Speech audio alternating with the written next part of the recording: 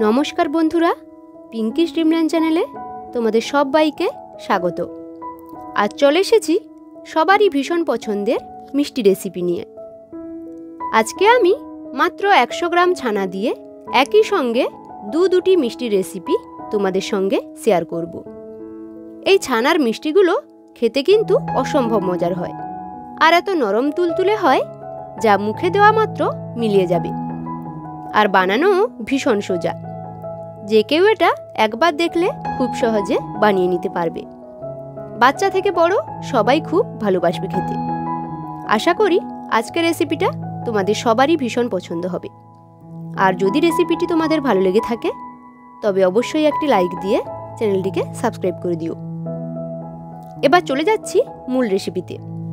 রেসিপিটা বানানোর জন্য আমি প্রথমে 100 গ্রাম ছানা নিয়ে নিয়েছি। আমি 1 লিটার দুধকে ভিনিগার দিয়ে ছানা কেটে নিয়েছি আর পরিষ্কার জল দিয়ে ভালো করে ধুয়ে নিয়েছি। এবার ছানাটাকে হাতের তালু দিয়ে ভালো করে ম্যাশ করে নিতে হবে। যতক্ষণ না পর্যন্ত ছানাটা নরম হচ্ছে ততক্ষণ এটাকে ম্যাশ করে নিতে হবে। ছানাটা এখন অনেকটা নরম হয়ে গেছে। এবার এতে 100 গ্রাম ময়দা দিয়ে দিচ্ছি। ময়দাটাকে এভাবে একটু চেলে নিচ্ছি। এখন দিয়ে দিচ্ছি হাফ কাপ গুঁড়ো দুধ, 1/4 কাপ সুজি, 1 চামচ ঘি আর দিচ্ছি হাফ চামচ বেকিং সোডা।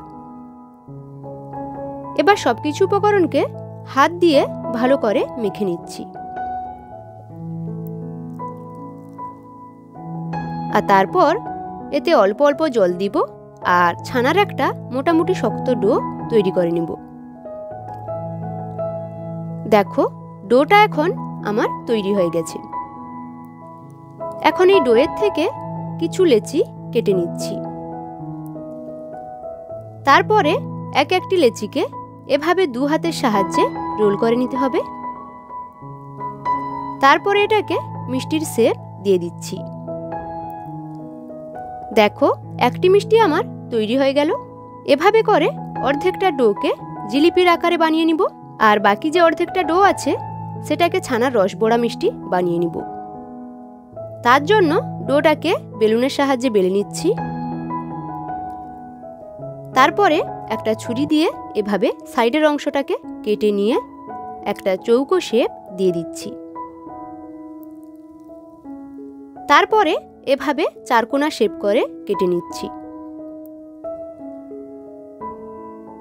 আর সাইডের অংশগুলোকেও আবার বেলে এভাবে কেটে নিব। এখন আমার সবগুলো মিষ্টি বানানো হয়ে গেছে। দেখো বন্ধুরা, মাত্র 100 গ্রাম ছানা দিয়ে কতগুলো মিষ্টি আমার হয়েছে। এবার আমি মিষ্টির জন্য চিনির সিরাপ বানিয়ে নিব। তার জন্য কড়াইতে 1 কাপ জল দিয়ে দিচ্ছি আর তার সঙ্গে 1 কাপ চিনি দিয়ে দিচ্ছি। ফ্লেভারের জন্য 2 এলাচ দানা দিয়ে দিচ্ছি আর কালারের জন্য সামান্য একটু ইয়েলো ফ্রুট কালার দিয়ে দিচ্ছি। আর এটা অবশ্যই অপশনাল, চাইলে তোমরা নাও দিতে পারো। এখানে চিনির সিরাপটাকে খুব বেশি ঘন করা যাবে না। চিনিটা গলে গিয়ে 2 মিনিট ফোটা পর্যন্ত অপেক্ষা করতে হবে। এবার চিনি সিরাপটাকে আমি এক সাইডে সরিয়ে নিচ্ছি। এখন আমি মিষ্টিগুলোকে তেলে ভেজে নিব। তার জন্য কড়াইতে পরিমাণ মতো তেল দিয়ে দিয়েছি। এবার তেলটা যখন হালকা গরম হয়ে আসবে তখন মিষ্টিগুলোকে একে একে তেলে ছেড়ে দিব। প্রথমে আমি ছানার জিলিপিগুলোকে তেলে ভেজে নিচ্ছি। বন্ধুরা, মিষ্টিগুলো ভাজার সময় গ্যাসের ফ্লেমটাকে একদম লোতে করে মিষ্টিগুলোকে প্রায় 7 থেকে 8 মিনিট উল্টে পাল্টে ভেজে নিতে হবে।